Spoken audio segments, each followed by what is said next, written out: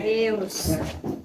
Maravilhoso é o Senhor. Saúde a igreja com a paz do Senhor. Amém. A voz é assim mesmo, é desse tamanho, é proporcional ao tamanho, senão não ia combinar, né? É forte. Amados, meu nome é Thelma Cláudia Silva de Moura, sou casada há 27 anos com o cara mais lindo que eu conheci na vida. Não vou dizer o mais lindo do mundo, porque senão vou arranjar briga aqui, né? Mas é o mais lindo que eu vi e arranjei para ficar comigo. Graças a Deus, é um homem de Deus. Eu costumo dizer que ele não precisa passar mais pelo julgamento, porque se ele está comigo até aqui, ele é santo. Eu sei quem eu sou. Eu sei o que Deus tem feito em mim. E ele é um homem santo. Pastor Jânio, estamos ali na IDPB, Manaus, Amazonas, um bairro chamado Jorge Teixeira, quarta etapa. Fica na zona leste de Manaus. Já estamos ali há 15, indo para 16 anos. Antigamente eu perguntava de Deus o seguinte. Eu dizia para Deus, por que eu tinha essa voz tão forte? Eu dizia, Deus, porque quando eu era adolescente, sim, eu tenho 45 anos, tá bom? Tenho uma filha de 36 anos e uma neta de 6 anos. Então eu dizia para Deus, o porquê dessa voz. Eu, sendo adolescente, minha mãe criava um primo meu do interior, isso acontece muito, né? Eles vêm para a cidade para estudar, e aí meu primo estava naquela mudança de voz, grossa e fina, grossa e fina, grossa e fina, e eu já estava de namorico, né? E aí o meu namorado ligou e eu atendi. Só que quando eu atendi, ele chamou pelo nome do meu primo. E aí, Emerson, chama Thelma. Eu digo, amor, sou eu. Então a pessoa toda grande, eu calço 41. Meu pé é grande, meu marido calça 39 e eu calço 41. Olha que legal. Vamos comprar sapato, vai lá na sapataria. Mana, tu tem 41 feminino? A mulher vai pro meu pé. Não. E a senhora tem 39 masculino? Tenho.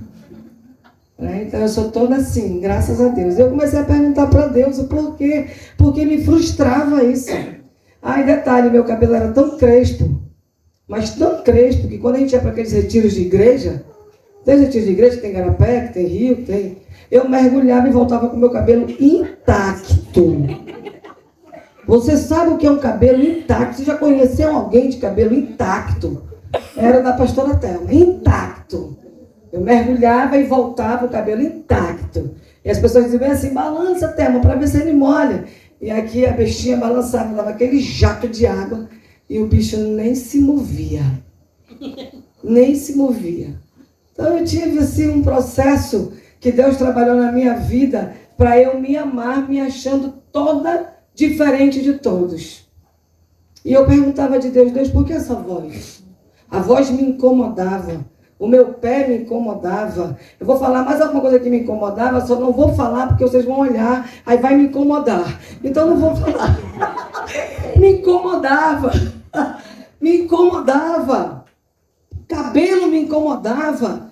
Eu comecei a dizer para Deus, o Senhor quando me modelou assim não tinha amor, não, foi o resto do barro que veio. Vai de qualquer jeito.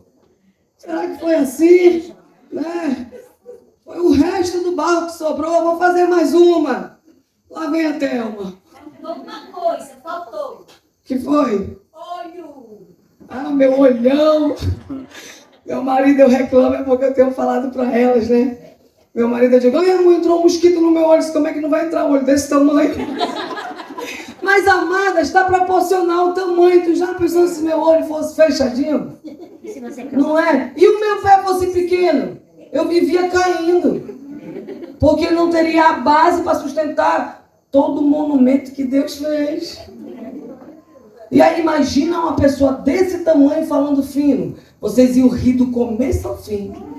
Agora eu chego, dou boa noite, todo mundo cala, só não faz continência porque não foram preparadas. Aí eu entendi que Deus me ama e Ele deu o melhor para mim. Amém? E hoje, minha amiga, eu vou te falar com toda sinceridade. Eu não me troco por ninguém. Eu vou falar para vocês com toda sinceridade. Espero que o Espírito Santo esclareça na sua mente. Eu me acho muito bonita. No meu biotipo, no meu tipo de mulher, ninguém barra comigo não. Nos meus 45, papai, Eu sou muito linda, eu me olho no espelho e digo, a coroa bonita, mano. Eu me acho mais bonita agora do que quando eu era nova. Glória a Deus. E graças a Deus, Senhor, que eu passei aquela fase de mutação. E eu fiz quando eu olho as fotos, eu digo, eita, tempo de milagre. Coisa boa. É porque a matéria foi trabalhada. Foi, passou pelo fogo, minha irmã. Quando passa pelo fogo, entra na forma que Deus quer. Aí você se conforma. Né? Eu não me conformei não, amada. Eu me aceitei, eu me amo. Porque quando a gente se conforma, a gente não está feliz. É o marido que eu tenho, eu estou conformado. É o filho que eu tenho, eu estou com... Não, você tem que amar para ver a transformação. E nós vamos ver isso essa noite, amém? Amém. Porque o que diz o nosso congresso? Qual é o tema do nosso congresso? O que não curamos se repete. Abra sua Bíblia no livro de Malaquias. Esse livro existe, tá, irmãos? Está aí na sua Bíblia, Malaquias. Quem não achar, não desfaça não. Vai lá no índice, veja o número da página e abra. Tá? Malaquias. E na medida que você for achando, eu gostaria que você ficasse em pé, por favor. Reconhecendo a autoridade da Bíblia sobre a tua vida. Deus. Malaquias capítulo 7, versículo 8. Miqueias, perdão, gente. Miqueias capítulo 7, versículo 8. Estou em Malaquias, não tem nem capítulo 7. Vai lá, Miqueias capítulo 7, versículo 8. Estou muito feliz em estar aqui, olha. Pastor Hudson e a sua esposa são amigões nossos. Conheci esses meninos tudo pequenininho. Nossa, como eu estou feliz. Deus sabe o quanto eu estou feliz aqui. Na palavra de Deus diz assim: ó inimiga minha, não te alegres a meu respeito. Ainda que eu tenha caído, levantar-me-ei. Se morar em trevas, o Senhor será a minha luz. Eu vou repetir. Ó inimiga minha, não te alegres a meu respeito. Ainda que eu tenha caído, levantar-me-ei. Se morar nas trevas, o Senhor será a minha luz. Olhe para sua irmã do lado e diga assim: hoje abra o seu coração, abra a sua mente e receba a sua cura, a sua libertação, porque a palavra de Deus, ela vem para quem tem ouvido, e quem tem ouvido, ouça o que o Espírito diz à igreja. Agora com o dedo de profeta, diga para ela: tu tem ouvido? Cadê a resposta? Ah, eu pensei que você não tinha ouvido nada que foi dito. Diga para ela assim: minha irmã, hoje, não converse comigo. Não me perturbe. Não me tente. Minha irmã, diga para ela: minha irmã, seu celular está no silencioso. Não atenda se ele tocar. A não ser que seja Deus querendo falar com você. Amém? Pode sentar. Amada, se o celular não estiver no silencioso, coloque, porque senão ele vai para Manaus. Tá bom? Coloque seu celular no silencioso, senão ele vai para Manaus. Versículo nos fala assim: ó inimiga minha, olha o que ele está dizendo. Ele está afirmando que você tem uma inimiga. Você tem alguém, você tem algo, você tem uma situação inimiga. Ainda fala assim: não te alegres a meu respeito. A inimiga, ela só se alegra quando ela vê uma desgraça sobre a sua vida. Ela só se alegra quando ela vê uma desgraça. Uma química que não prestou no teu cabelo. Tu foi colocar lá a química e se deu mal. Ela passou, olha aí, ó. Aí caiu todinho o cabelo dela. A gente acha simples, mas tem. Uma roupa que você fez não ficou legal, tu teve que usar a antiga. E tu foi toda sem graça pro local que tu toda te programou para ir diferente. A gente acha as coisas bem simples, mas essas coisas nos abalam emocionalmente.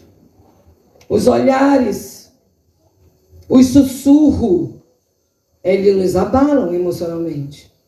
E aí a palavra de Deus vem e diz: não te alegra a meu respeito, ainda que eu tenha caído, ainda que eu tenha fracassado, ainda que a minha vergonha esteja exposta, ainda que eu esteja humilhada, Grande Deus.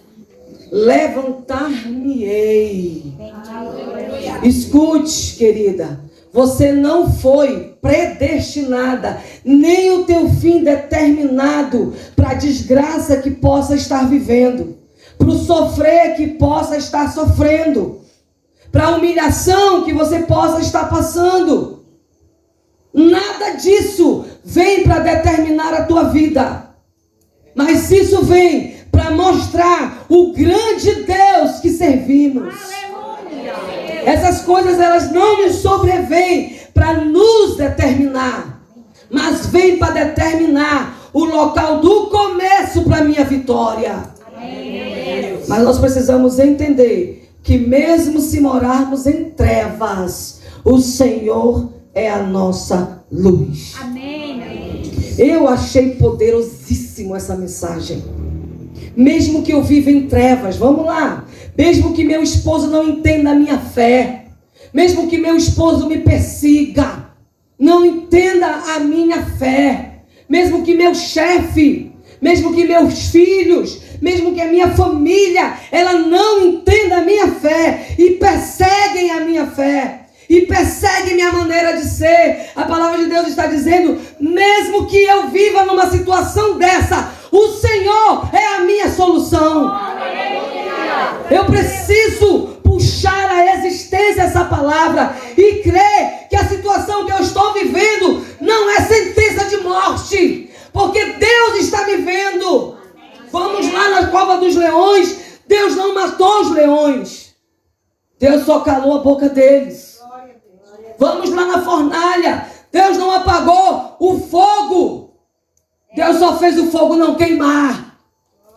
Vamos lá no rio, vamos lá no mar, Deus não fez o mar secar, Deus acalmou a tempestade.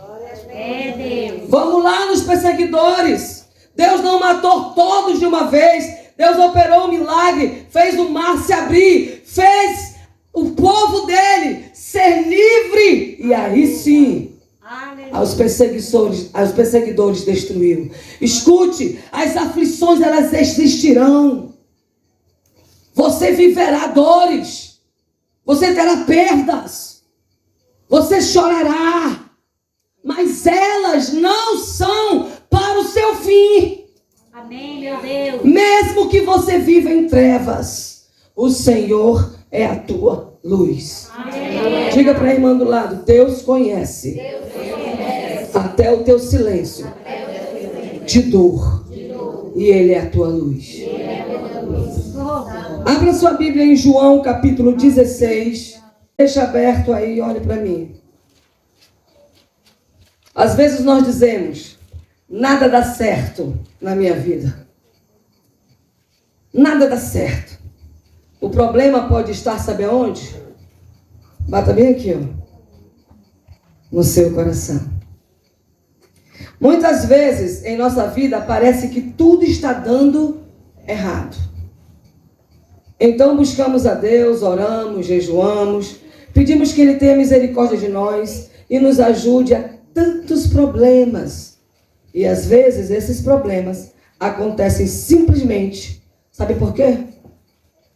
João capítulo 16, versículo 33 diz assim: tendo-vos dito isto, para que em mim tenhas paz, no mundo tereis aflições, mas tende bom ânimo, eu venci o mundo. Escute, queridas. Escute, queridas. Vou falar queridos porque tem homens aqui. Olha o que a Bíblia diz. Às vezes, queridos, nós adquirimos problemas porque reservamos o passado e seguramos ele. E sentenciamos culpa sobre nós. Pelos erros que nós cometemos. Talvez você chegue comigo e diz assim: pastora Thelma, a senhora não sabe o que eu fiz. Deixa eu cochichar para vocês. Igreja IDPP do Rio Branco. Vocês não sabem o que eu fiz. Vocês nem imaginam o que eu fiz. Mas Deus tudo sabe e tudo vê. Às vezes nós nos tornamos presas em nosso passado. As lembranças nos amarram, nos acusam. E aí a palavra de Deus vem e nos fala assim, que é problemas que nós passamos simplesmente porque vivemos nesse mundo. E ele vem e nos fala, no mundo tereis. Mas olha o que Jesus diz. Mas tem de bom ânimo. Eu venci o mundo. Jesus está querendo nos comparar a Ele. Ele não provou o pecado. Ele diz, olha, serva minha, tem de bom ânimo. Eu venci o mundo. Sabe por que Jesus está dizendo isso? Ei, você terá aflição. Mas te alegra, porque eu venci essa aflição por ti. Sabe por quê? Não é que Deus está dizendo que você será uma super-heroína, que você será inabalável. Não é isso. Sabe o que ele quer dizer? Que toda a condenação que há sobre você, nele nós seremos perdoadas.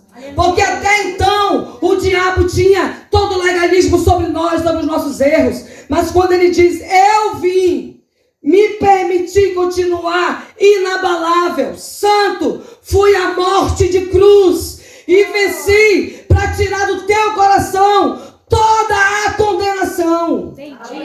Senhor, aleluia. Mas no mundo tereis aflições. No mundo tereis aflições. Mas tem de bom ânimo. Eu venci isso por você. Amém. E aí vem a palavra de Deus nos dizendo que também nós temos algumas coisas que carregamos. Essas coisas que nós carregamos, lembranças de uma palavra que foi nos dada. De repente a nossa mãe, de uma maneira tão imatura, disse para nós, eu não queria você. De repente teu marido olhou para ti e disse, a pior coisa da minha vida foi me casar com você. De repente você foi dado para alguém, você foi criado com um tio e o tio disse, praga é você na minha casa. E essas palavras têm corroído a tua alma. Você sente a presença de Deus e você vem momentos que você oscila de alegria, de tristeza. Você acha que você agora vai. Eu pedi perdão, o Senhor fez, mas de vez em quando essa lembrança retorna a você. Somos presas no passado, muitas vezes, por palavras, por traições, por ingratidões. E isso se repete em nossa vida, porque não fomos totalmente curadas. E também tem algo impactante, quando herdamos problemas. Quando herdamos. Na Bíblia, em Josué capítulo 7, não precisa abrir, Israel teve uma grande vitória. Eles venceram uma guerra. E logo em seguida, eles venceram uma guerra. E logo em seguida eles foram se achando autossuficientes, se achando totalmente sob o controle de Deus. Deus está conosco, ninguém pode com a gente. As outras cidades têm medo de nós, porque sabem que Deus está conosco. Porque levantou a mão Josué, o povo vence. Então a cidade, todos eles estavam com a sua autoestima lá em cima.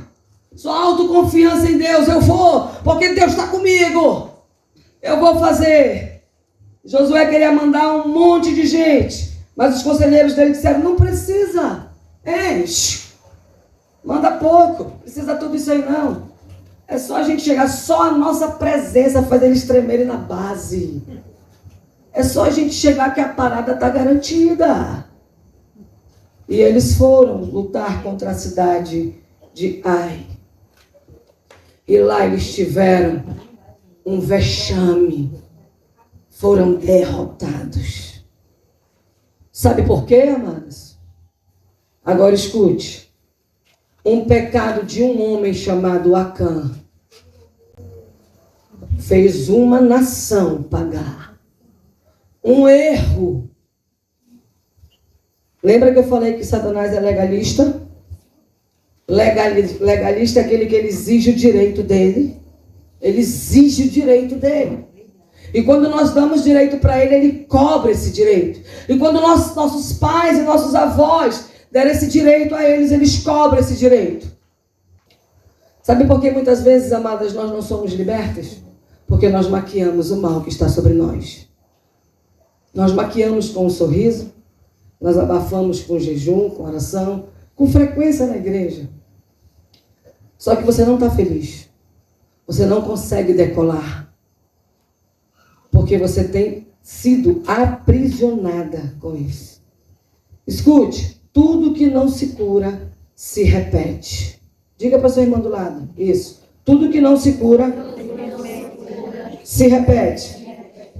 Enquanto não resolvemos as feridas que habitam dentro de nós, elas vão continuar se projetando por fora. Vão continuar. Sabe o que aconteceu comigo? Eu comecei a ser abalada emocionalmente na minha cabeça. Perturbações. Comecei a achar que a fé não era suficiente, que havia um engano. Parecia que não estava valendo a pena servir a Deus. Orava tanto, dizimava, era fiel, ia para tudo que o meu pastor pedia, fazia tudo. E não estava conseguindo ficar completa. Tinha um pai alcoólatra. Lá para fora, a família era perfeita. Os filhos tudo obedientes. Só 2, só faltavam nos matar. Deixa eu contar uma história para vocês. Minha mãe se preparando para ir para a delegacia para trabalhar. A bicha era uma fera. Mas Deus dominou ela. Amém. Se preparando para ir, botando as armas, as coisas. A mulher era uma fera. Minha mãe? Mas Deus dá mãe certa para filhos certos. Hoje eu digo, se minha mãe não fosse essa mãe, eu acho que eu tenho certeza, eu não estaria aqui. Minha mãe era invocada, eu era mais invocada ainda. E aí, tinha brigado com meu irmão uma situação besta, uma televisão. Eu queria assistir uma programação e ele queria assistir outra. Mas eu queria a minha, ele queria a dele, eu queria a minha, ele queria a dele. Um outro pai queria nenhum dos dois. Arrancava o fio da televisão e pronto. A gente foi pro fight. Eu e meu irmão, 2 macetas, meu irmão tem 1,98 de altura. Ele é pequeno, né? Só não é gordo, mas por ele ser alto, ele é cachudo assim. E eu sou essa pequenininha aqui, que sempre fui assim, desse jeito, pequenininha. E a gente brigou. Minha mãe veio, apartou a gente e tal, e deu-lhe uma surra. Quem começou? O sonso. Ela! E meu irmão era sonso. Meu irmão era meu irmão. Meu irmão quebrava as coisas, deixava só no engate. Porque eu sempre fui desastrada. Sempre. Eu vou passar aqui, eu me bato. Eu sempre fui desastrada. Nunca tive noção das coisas. Então, meu irmão, ele quebrava as coisas. E quando eu ia pegar, ele sabia que ia desmontar. E ele deixava as coisas engatadas. Quando eu pegava, desmontava. A mamãe viu que quebrou em quem? Na minha mão. Quem apanhava? Eu. Eu apanhava ele por trás da mamãe, mangando de eu apanhar. E aquilo, sabe o que foi criado no meu coração? Ódio. Eu fui desejando que meu irmão morresse. Só éramos 2. Porque ele maquiava, ele criava essa situação. E uma vez nessa briga anterior, essa que eu contei, minha mãe preparada para ir para a delegacia para trabalhar, eu falei para ela assim, a senhora vai dormir na delegacia hoje? Porque era 24/72. Trabalho um dia, folga 3, na época dela. Ela disse, vou. Eu digo, então amanhã quando a senhora chegar, a senhora tem um filho morto. Você acredita que eu falei isso? Mas eu falei. Ela disse, não, eu vou lá. Às 4 horas eu volto da tarde. Quando deu 4 horas da tarde, minha mãe estava dentro do ônibus vindo para casa. Um desespero deu nela. Porque ela lembrava da minha palavra. Que eu falei para ela, a senhora vai voltar às 4 horas? Então se a senhora chegar às 4 horas, seu filho está vivo. Se a senhora chegar depois disso, ela vai encontrar um filho morto. 4 horas, uma moleca de 12 anos de idade falando isso. 4 horas da tarde. Minha mãe dentro do ônibus chorando. Chorando. Minha mãe, quando chega em casa, estou eu e meu irmão assistindo a sessão da tarde, morrendo de rir. Aí tu acha que ela abraçou a gente e deu um beijo na testa? Ela vindo do trabalho, mordida, armada até os dentes. Cada sorrida era uma bala que saía. Cantei na pé até ela cansar naquele dia. E o meu irmão rindo da minha cara. E aí, queridas, olha o que acontece. Eu comecei a sentir ódio do meu irmão. Eu desejava ardentemente que meu irmão morresse. Toda vez que meu irmão saía para ir para a aula, ele estudava à noite. No meu coração eu dizia, tomara que ele não volte. Porque eu padeci na mão dele. Bagunçava comigo. O único irmão que eu tinha. Um pai alcoólatra, não tinha carinho de pai, não tinha abraço de pai, e não tinha uma mesa para sentar para conversar com a mamãe. E tinha um irmão que curtia na minha cara, que zombava de mim. Era grande, do cabelo enrolado, falava grosso e do pé grande.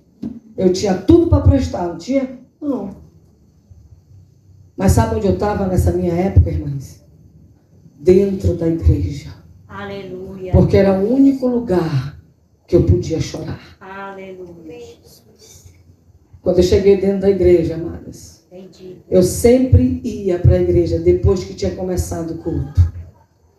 Porque eu me achava fora do padrão. Eu não me ajeitava como eu me ajeito hoje. Meu cabelo era daquele jeito que eu já falei. E as minhas roupas eram bem maiores do que eu era. Eu vestia roupas igual de homem. Eu andava igual homem. Eu fui criada por uma policial.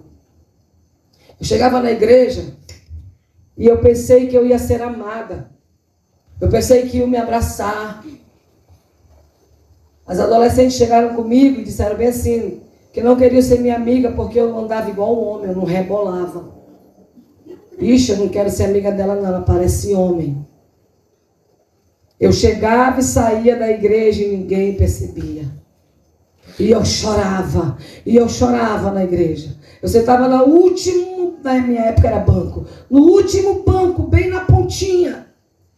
E eu só chorava. Eu chorava pedindo para Deus mudar, para Deus me ver, Deus me enxerga. Entendi. Só o Senhor pode me ajudar, me enxerga. Me enxerga, Deus. Nunca tinha visto meu pai bom.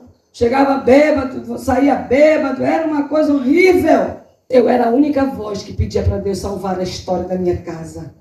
Meu pai é convertido, hoje ele é conselheiro familiar. Louvado seja Deus. Minha mãe é convertida, minha mãe não chorava, só chora. Minha mãe quando se converteu, ela estava na ativa, os bandidos chegavam na delegacia, ela evangelizava eles. Quem queria matar antes, agora estava evangelizando eles. Só aqueles que chegavam lá, que tinham quebrado a perna da mulher em 3 partes, vazado o olho com espeto. Que ela olhava assim, ela dizia, dá vontade de levar tu para o céu, para o inferno. Para onde tu quer ir, filho? Quando ela via isso. Já pensou uma mulher chegar lá com espeto no olho enfiado? E ela tem que dizer, olha, Jesus te ama, perdoa ele, mulher. Dá vontade de dizer, amigo, tu quer aceitar Jesus? Eu te convenço tu ir para o céu, porque senão não é complicado. E agora escute. Meu pai se converte, minha mãe se converte, meu irmão se converte, a esposa do meu irmão se converte. Todo mundo na igreja. Todo mundo na igreja, na melhor igreja que existe, IDPB. Porque eu orei tanto, irmãos. Eu disse, Deus, eu quero que meu pai conheça Jesus. Eu quero que minha mãe conheça Jesus. Eu quero que meu irmão venha para Jesus. Mas, Senhor, eu quero que eles venham para IDPB, Senhor. Eu quero eles na IDPB.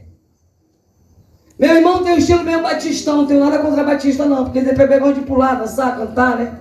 Meu irmão era mais... Eu disse assim, eu queria meu irmão na IDPB. Eu sei que ele não se enquadra, o perfil dele, a forma dele. Põe ele na IDPB. Meu irmão é 12 do pastor hoje, lá do pastor Edmilson Ibiriba.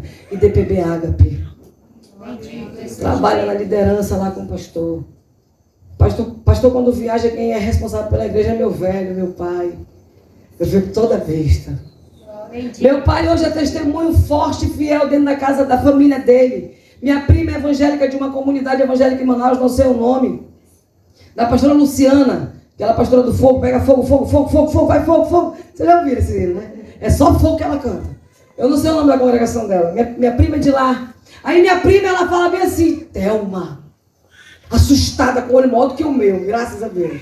Ela chega comigo e ela diz assim, Thelma, todo mundo da família eu acreditava que podia se converter. Mas o tio Cláudio, isso é milagre. Papai sentava com os sobrinhos, escute o que eu vou dizer. Até hoje nós temos sobrinhos que obedeceram o conselho dele. Papai sentava com os sobrinhos, as mulheres principalmente, ele olhava para as meninas e dizia assim, não case, homem não presta. Ele estava dizendo porque ele via o reflexo de quem? Dele. Ele disse isso para mim. Ele disse isso para mim, minha filha, não case, homem não presta. Quando eu me apaixonei pelo pastor Jânio, que na época não era pastor, era só um irmão que tocava violão na igreja. Achei ele a coisa mais horrível quando eu vi ele tocando violão. Meu Deus, que homem feio. Só que sabe o que me cativou no Jânio? Foi a adoração. Ele tocava e a lágrima descia. E aquilo começou a chamar a minha atenção. Por que esse homem toca e chora? O que tem isso? E todo culto, eu lá cantando e de repente ele virava de costa. E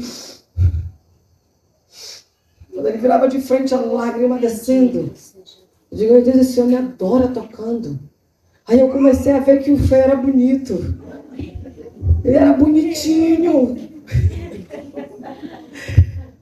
Quando eu disse para o meu pai, pai, Jânio chegou comigo, disse que quero ir lá na sua casa, negócio de crente. Quero ir lá na sua casa pedir permissão para namorar com você. Eu disse, agora ele vai pegar. Filha única. Eu digo, bora lá. Ele chegou lá, conversou com meu pai, conversou com a minha mãe. Papai disse, eu vou namorar. Muito doido. Só namorar. Vai, só namorar. Pode ir, vai. Chegou um tempo que a gente conversando, orando. Pastor Carriel, na época, hoje não está mais conosco, já está nos aguardando. Está no seio de Abraão. Ele disse assim, Jânio, eu quero que você e a Thelma ore 6 meses, sem beijo, sem abraço. Corte, sem saber que existia corte. Estou falando de uma coisa de 29 anos atrás. 6 meses, o Jânio disse, como é que é, pastor? 6 meses ninguém pode saber. Para a igreja vocês estão namorando. Eu vou apresentar um novo casal de namorado. Naquela época tinha isso, sabia, irmão? A gente apresentava, olha, isso aqui são um novo casal de namorados. A irmã Thelma está namorando com o irmão Jânio está namorando com a irmã Thelma. Meninas, o Jânio está namorando. Meninos, a Thelma está namorando. E o pastor apresentava no altar o namoro. Só que ele já tinha conversado com a gente no gabinete, sem beijo, sem abraço. Só que ele não falou para a igreja, era uma coisa do casal. Aí ele disse, detalhe, irmão Jânio e irmã Thelma, todo sábado, às 3 horas da tarde, quero ver vocês na igreja orando. A igreja era aqui, a casa pastoral atrás, tinha uma janelinha. 3 horas da tarde, o pastor sentava na cadeira de balanço dele, abria a janelinha, dava uma olhada, nós dois estávamos lá. Já ele abria a Bíblia, lia, orava, olha namoro de crente. Tinha que prestar um casamento desse, não tinha? Tinha que prestar. E quase não presta. Colocando Deus e quase não presta. E a gente orava, aí chegou o dia, Thelma, eu quero casar contigo. Rapaz, tu quer mesmo? Tem que enfrentar a fera lá em casa. Bora! O Jânio, no nosso 1 mês de namoro, o Jânio comprou as alianças, eu não sabia. 1 mês de namoro. Ele já queria casar. Porque homem sério, ele quer casar. E aí ele chegou, bora lá, bora. Chegamos lá com meu pai e com a minha mãe. Pedi, pelo amor de Deus, que ele chegasse a tempo, que ele viesse, que eu precisava falar com ele. Papai, por favor, não beba muito e tal. Tá bom, vou tá. Essa chatice aí, vou tá. Quer eu vou tá. Chegou meio legal, mais consciente, mas bem legal já. Como ele era movido a álcool, então ele era consciente todo tempo, né? Ele já estava habituado àquilo. E aí o Jânio começou a falar que, como ele é um homem de Deus, da igreja, ele queria casar comigo, o papai levantou. Casar não. Casar não. Olha o que meu pai falou. Minha filha, Você não precisa casar para você dormir com o Jânio. Eu faço para você uma porta no seu quarto para ele entrar a hora que ele quiser e sair a hora que quiser. Você não precisa casar. Meu pai disse isso. Eu olhei para meu pai e disse assim: pai, eu tenho princípios, eu quero casar. Então, se você quer... No dia do meu casamento, ele espalhou no trabalho dele que ele não ia estar lá. Mas ele foi. Ele foi porque eu sustento no joelho. Glória a Deus. Porque eu sustento no joelho. Sabe o que aconteceu? Jesus salvou meu pai. E sabe o que aconteceu? Eu perdi o pai e o Jânio ganhou o pai. Porque eu acho que meu pai hoje é meu sogro e é pai do meu marido. Porque quando eu ligo para lá, ele fala: cadê o Jânio? O Jânio quer falar com ele? Quem ligou foi eu. Não, cadê o Jânio? Minha filha, você vai para essa viagem missionária? Vou. O que o Jânio vai comer? Ele nem perguntou. Minha filha, como é que vai ser lá? Como é que é as coisas? Porque eu estou achando para comer. O Jânio vai comer o que esse tempo todo? Se ele tem sogro. Ele não veio aqui. Ele não veio aqui, o senhor manda um pix para ele. Ora, agora tudo é o Jânio. E o Jânio? Thelma, cuida do Jânio. Thelma, olha o Jânio. Eu digo: bença, pai, também te amo. Tudo é o Jânio. Quem ele odiava porque tirou a filhinha dele lá de dentro. Porque achou que não ia ser legal. Agora é o Jânio. Agora pergunta se ele quer a filha de volta. Não, o Jânio é tua. É tua. Deus, mesmo que você vive em trevas, Deus é a tua luz. Só que eu não desisti. É por isso que eu falei ontem na live. As portas, elas se abrem. Eu tentei tirar minha vida várias vezes, irmãs.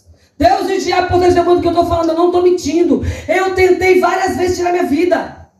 Minha mãe achou uma carta de despedida debaixo do telefone. Eu estava tão desesperada. Minha vida era destruída. Eu era feliz fora de casa, dentro de casa eu não era feliz. Nas escolas eu era a Thelma, que fazia todo mundo rir. Dentro de casa oprimida, opressa, triste. Ia para a igreja, o povo não gostava de mim. Ria, as meninas mangavam do meu cabelo, do meu modo de vestir. Nem a igreja me cativava, mas eu dizia: Deus, o Senhor está me vendo. Pensei várias vezes que a minha vida não prestava. Várias vezes eu pensei. Mas o temor de Deus habitava no meu coração. Glória a Deus. E eu chorava. Quantas vezes eu de madrugada no meu quarto, eu sozinha. Eu orando de joelho na minha cama, eu lembro como se fosse hoje. No meu quarto. Meu irmão passava para o quarto dele e me via orando. Meu irmão voltava e dizia assim: vai, fanática. Na escola, nós éramos números. Não sei se hoje vocês são números, mas na escola era número 1, presente. Número 2, presente. Na escola nós éramos números. Eu era o número 51, porque letra T, né? Lá embaixo do alfabeto. 51, antes de eu falar presente. O Ricardo e o Ribamar, lembro de como se fosse hoje. E Jesus salvou esses dois. Mas era uma praga na minha vida na época. E eu não orei por eles, não. Porém, eu não vou mentir, eu não orei, não. Alguém orou por eles, só. Quando falava 51, olha, não era 51, né? 51, que eu ia dizer presente, eles gritavam. Um gritava: glória a Deus, o outro dizia aleluia. Aí o professor levantava a vista. Eu digo: presente, professor. Sabe por quê? Porque eu não me vestia. E eu não era arretadinha, perdão, porque eu falo português, claro. E eu não era arretadinha como as outras meninas. Eles queriam que eu ficasse na rodinha, eu não ficava. Eles queriam que eu ficasse depois da aula, eu não ficava. Na hora do intervalo, meu intervalo era eu, não era a turma. Então eles começaram a mangar de mim. Começaram a mangar de mim porque eu não era da turminha. Eu não andava seminua. Então toda vez que chamava o meu nome na chamada, e era qualquer professor. Era matemática, eu via qualquer professor. Meu 51, um levantava e dizia: glória a Deus, o outro aleluia. O professor levantava a vista e dizia: amém. Oh, presente, professor. Até que um professor perguntou: por que vocês fazem isso? Porque ela é crente, zombando da minha fidelidade. Então escute, amados, eu não tinha apoio em casa, eu não tinha apoio na igreja, e eu não tinha apoio com os amigos. Eu tinha que ter apoio aonde? Em Deus, mano. Eu não tinha mais nada. Ou eu botava uma corda e me matava, ou eu acreditasse no que minha avó me levou para uma igreja. A Assembleia de Deus, minha avó levou, minha avó era de lá. E lá eu ouvi do amor de Deus. Sabe quantos anos eu tinha quando minha avó levou? 0 anos, e fui apresentado na igreja. Sabe o que minha avó fazia, irmãs? Eu dou um conselho a vocês. Não num culto como esse, que é de tratamento e de cura, mas no culto de celebrações. Minha avó me levava para os cultos. E quando me dava sono, ela me deitava debaixo da cadeira dela. Eu bebê, 2 anos. Ela me deitava debaixo do banco. Eu tinha 5 anos de idade. Minha avó botou uma toalha, lembro como se fosse hoje, botou debaixo do banco. Dirigente da palavra, um auxiliar da palavra, disse assim: quantos anos dessa menina? Eu sempre fui grande. 5 anos, não é mais para ela dormir no culto. Eu ouvi isso, irmão. 5 anos. Pergunta se depois daquele dia eu dormi em culto. Nunca mais eu dormi em culto. Ia para o circo de oração com a minha avó. As irmãs do Cocó. Todas de joelho orando. E as meninas de 5 anos lá orando. Só glória a Deus e aleluia. Eu não sabia mais fazer nada do que isso. Aleluia, Jesus, glória a Deus. Aleluia, Jesus, glória a Deus. Mas o amor de Deus entrou no meu coração. Aleluia, Deus. E eu acreditava que nesse turbilhão, nessas trevas que eu vivia, Deus era a minha única solução. E eu comecei a dizer para Deus: Deus, eu não quero que isso se repita na minha vida. Mas as palavras começaram. As palavras começaram a vir. A zombaria das pessoas começaram a vir. Elas começaram a entrar no meu coração. Pessoas novas chegam. Oportunidades aparecem. Recebemos lições dia a dia. Mas quando insistimos nos mesmos pensamentos, nas mesmas atitudes, nas mesmas crenças, estamos presos nos mesmos padrões de experiências passadas que vivemos. Continuaremos repetindo as mesmas coisas. Eu orava, eu buscava Deus, mas eu não conseguia me libertar de que minha vida foi marcada para não dar certo. Porque eu não mudava, eu não vestia novas vestes, eu não acreditava na palavra. A palavra funciona para você, mas para mim não. Eu acreditava piamente nisso, que Deus podia fazer as coisas, mas em mim parece que não dava certo. Não dava certo. Parece que não funcionava. Mas sabe de uma coisa, irmãs? Que eu hoje analisando, quando eu digo hoje, eu digo tempo presente, não agora. Eu analisando, eu nunca desisti da minha fé. Eu sempre dizia para Deus mudar a minha história. Porque eu queria ser feliz, eu queria saber o que era ser feliz. Eu queria saber o que era sorrir. Eu queria saber o que era olhar no espelho e dizer assim: rapaz, tu é bonita, cara. Eu queria saber o que era andar com essas mulheres de Deus e estar pregando, ministrando, porque eu olhava essas mulheres pregando e eu dizia assim: eu quero ser igual. Mas eu não tinha nada para ser igual. Porque os meus pensamentos diziam que eu não ia chegar lá.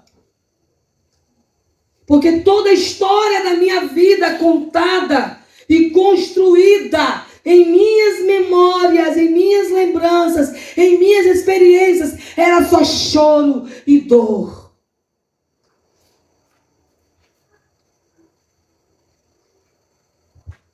E aí eu comecei a buscar a Deus. Deus, muda a história da minha vida. Quantas vezes eu fui para Deus e disse: Deus, eu não aguento. Quantas vezes eu entrei na igreja sozinha, pedi a chave do pastor. E eu me ajoelhava numa cadeira igual essa, já era cadeira, e eu dizia: Deus, eu não aguento mais. Senhor, eu sei que o Senhor me formou do teu coração, das tuas profundezas. E o Senhor não determinou para mim só lágrimas. E eu comecei a lembrar da palavra de Deus, que diz assim: aquele que vai pelo caminho, o pastor até citou ontem na live, chorando, breve voltará cantando. Aleluia. E eu comecei a trazer à existência o que não existia na minha vida. Eu comecei a pôr na minha boca: Senhor, essa palavra vai se cumprir em mim. Essa palavra vai se cumprir na minha vida. Só que ela só pode se cumprir, irmãs, se eu começar a mudar as minhas vestes.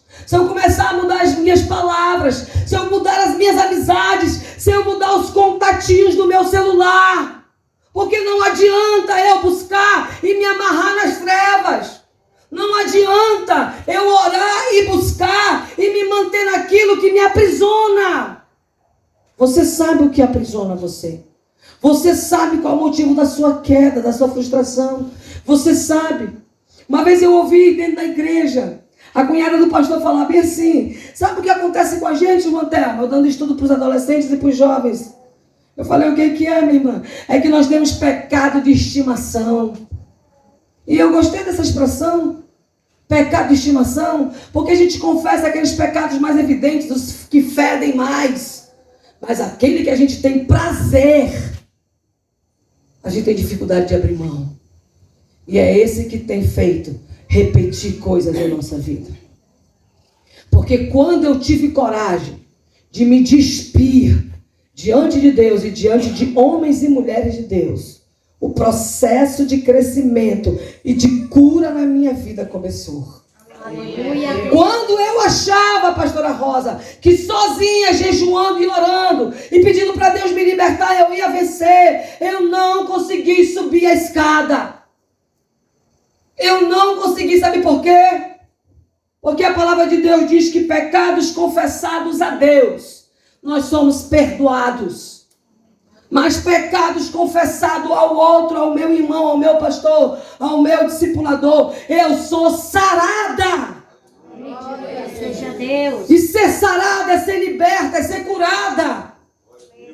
Nós viemos aqui na sua igreja, na sua cidade, dizer para você que nós não somos repórter. Nós não queremos saber do teu pecado para te condenar. Porque isso ele já está fazendo sozinho. Nós viemos dizer aqui para você que há perdão para você. Amém, meu Deus. E que chega de viver em decadência. Porque a aflição ela vai continuar, amada. Você vai continuar chorando. Você vai ter perdas, porque as pessoas não são eternas. Você vai perder coisas. De repente você foi frustrado no seu emprego. A promoção era para você, mas o filho do diabo entrou e roubou. Você se frustrou. De repente você botou expectativas grandes no seu marido e ele não é aquilo que você sonhou. E você se frustrou. Você começou a pôr coisas e você se frustrou. E eu quero dizer para você essa noite: fale o que tem causado sua queda. Quando eu aprendi a mudar as minhas vestes, quando eu aprendi a não disfarçar, a não maquiar mais através de oração, jejum, e eu cheguei com o pastor e disse: não aguento mais, pastor. De repente vou começar a falar. De repente você não consegue se libertar da mentira. É uma coisa que está naturalmente dentro de você. Você, quando prestou atenção, já mentiu. Tem que sustentar agora a mentira. De repente você tem um relacionamento que não é um relacionamento aprovado por Deus. De repente você tem um extra relacionamento. Ei, eu não conheço a vida de ninguém. Deixa eu falar uma coisa para vocês. Eu sou uma pastora que eu não chego com o pastor, tá aqui eles. Que eu chego assim: pastor, me conte aí como é que é a sua igreja. Fala aí como é que são suas ovelhas. Diz aí para mim, qual é o pecado que impera aí no teu povo? Eu não faço isso. Eu não faço isso. E o seu pastor também não tem característica disso, nem sua pastora. Escute, amados. De repente você está em envolvimento com amizades. Você está em relacionamento extraconjugal. Você precisa se despir disso. Atitudes, novas atitudes trazem novos comportamentos, trazem cura. Agora escute, amados. Amizades que carreguem a Bíblia. Amizades consolidadas na palavra. vão trazer libertação a você. Aleluia. Vão trazer cura a você. Porque amigos lá fora, os intelectuais, eu encontrei, mas nenhum me direcionou ao caminho certo. Quando eu dei meu grito, que eu disse, eu não aguento mais. É desse jeito a minha vida. É dessa forma a minha vida. O que o Senhor pode fazer por mim? Olha o pepino que eu joguei na mão do pastor. O que o Senhor pode fazer por mim? Porque eu não aguento mais. O pastor chegou comigo e disse, irmã, hoje Deus começa a cura na sua vida. Aleluia. Não se maqueie, não desfaça. Todas as vezes que eu ia para o meu discipulado, com o casal de pastores que eu ia, ele dizia assim, o princípio da sua cura é a verdade. Fale. Eu disse, o senhor quer saber mesmo? Ele, fale, minha filha. E eu vomitava. Eu tinha vergonha, irmã, das coisas que eu fazia escondida. Eu tinha vergonha. Porque eu sabia que uma pessoa da luz de Deus não podia agir desse jeito. Agora eu vou chegar com o meu pastor, que me admira tanto, que conta comigo, e dizer para ele, ei, o cordeirinho aqui tem a metade lobo. Tem a pele de cordeiro, mas veste uma capinha lá fora quando a igreja fecha. Um lugarzinho que ninguém me conhece. Amizadezinha que ninguém vê. E eu tô lá no... Ninguém tá vendo. Não bate foto. Não põe na rede social. E os amigos diziam, deixa comigo. Ninguém vai saber não. Shhh. Igual aquela música lá, né? Não era eu, não era meu. É, tem gente que já riu aí, já sabe. Se enganaram com o meu sapato, a roupa, com o carro, não era eu. Então, disfarce a maquiagem. Quando eu comecei a dizer, pastor, me ajude. Agora que eu vou para a segunda folha, diga glória a Deus. Epa, glória a Deus. Se acalma, já falei quase tudo dessa. Então, escute, amadas. Você precisa se despir, não interessa. Escute. O tamanho, o fedor, a profundeza do seu erro. Há perdão para você. Amém. Agora, sabe o que Jesus olha para nós e fala bem assim? Olha, crente, preste atenção. Eu sei o que tu anda fazendo.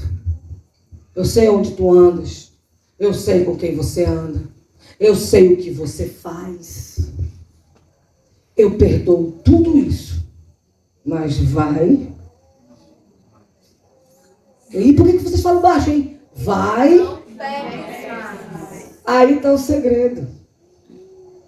Jesus olhou para uma mulher prostituta. Jesus olhou para ela.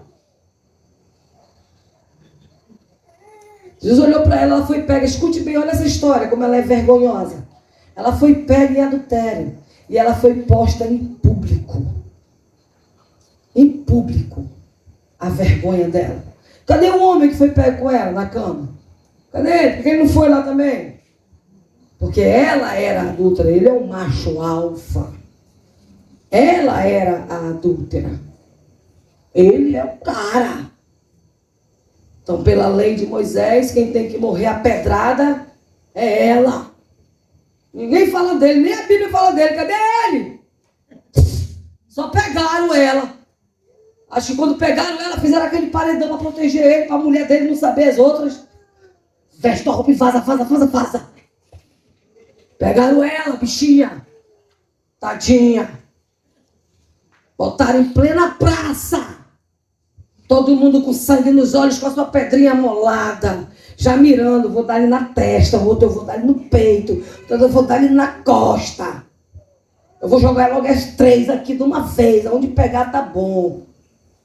Porque se achavam autos justos. E isso era uma condenação aprovada por lei. Só que o nosso Jesus, quando ele entra no caminho, ele muda a história de uma prostituta. Jesus, quando ele entra no caminho, ele muda a história de uma adúltera. Jesus, quando ele entra no caminho, ele muda a tua história, ele muda a minha história. Amém, meu Deus. Aleluia. Então Jesus estava lá.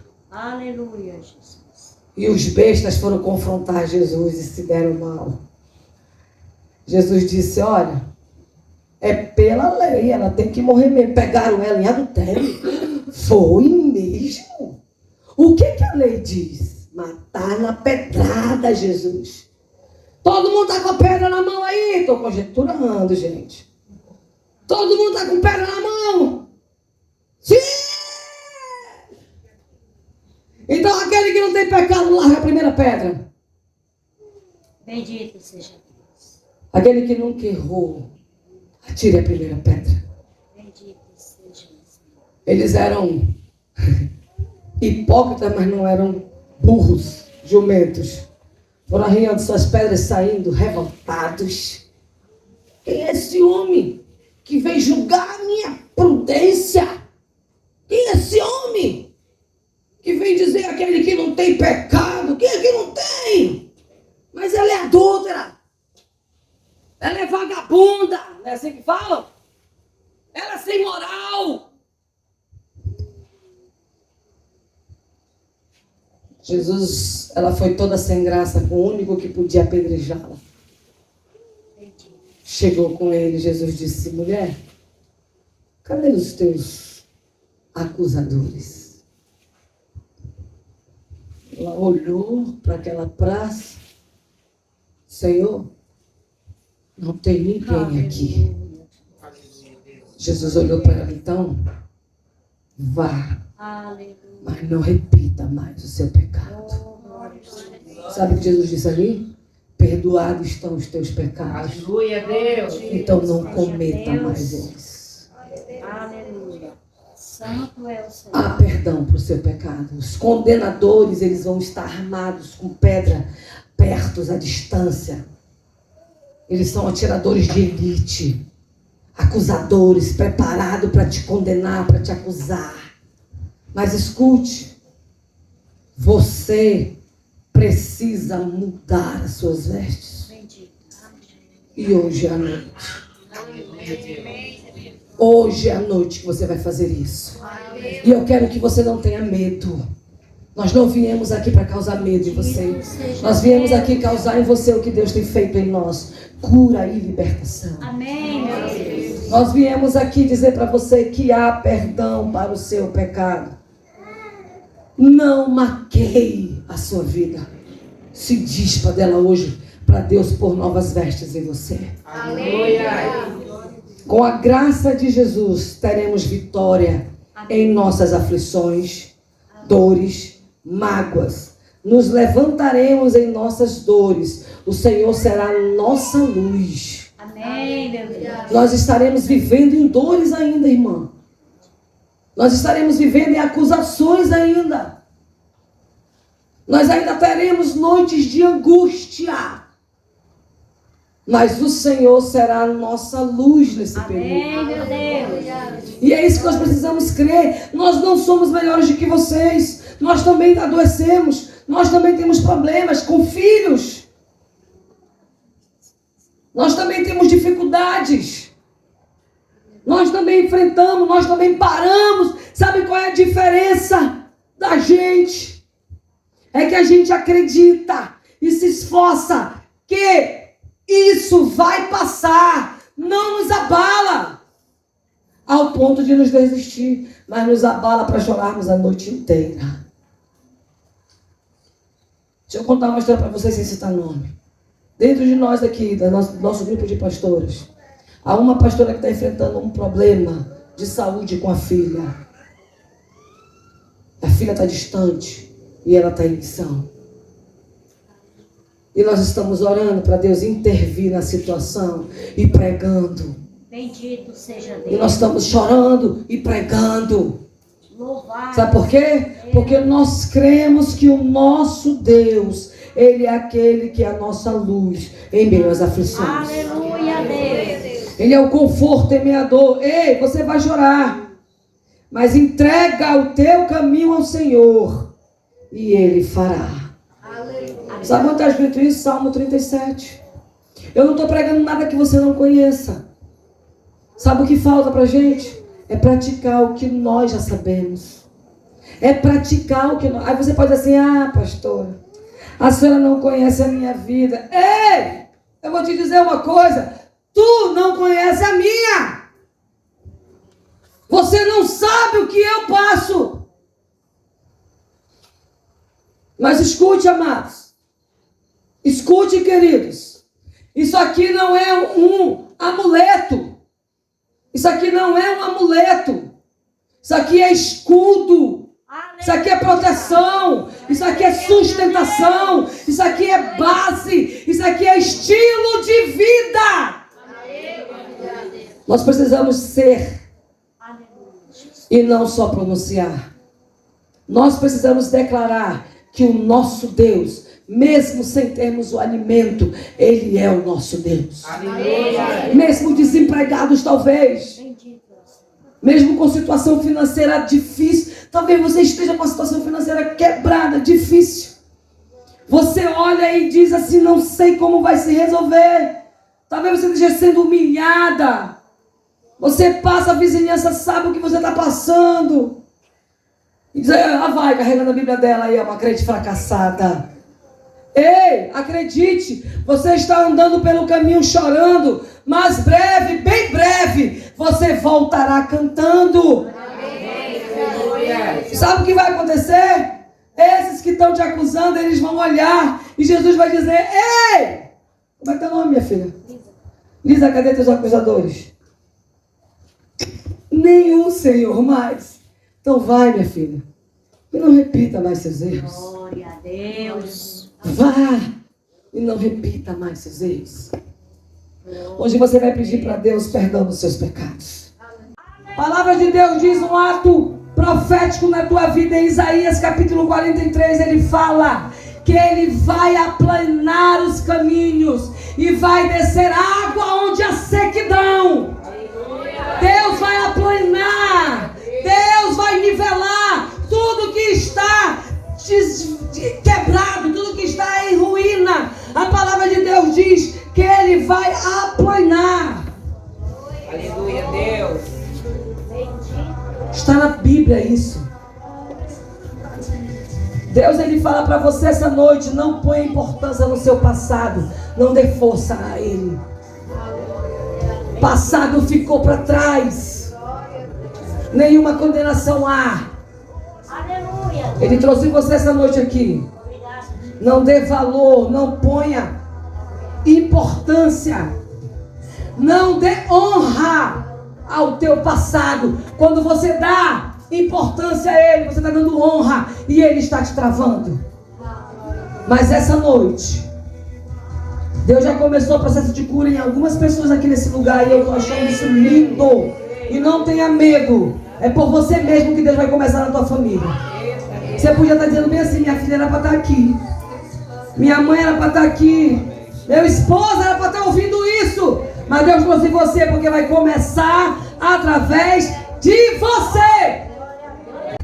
Diga comigo assim, igreja: eu supero e deixo para trás todos os meus apegos, as situações e as pessoas que me machucaram. E eu hoje me liberto para viver o novo de Deus.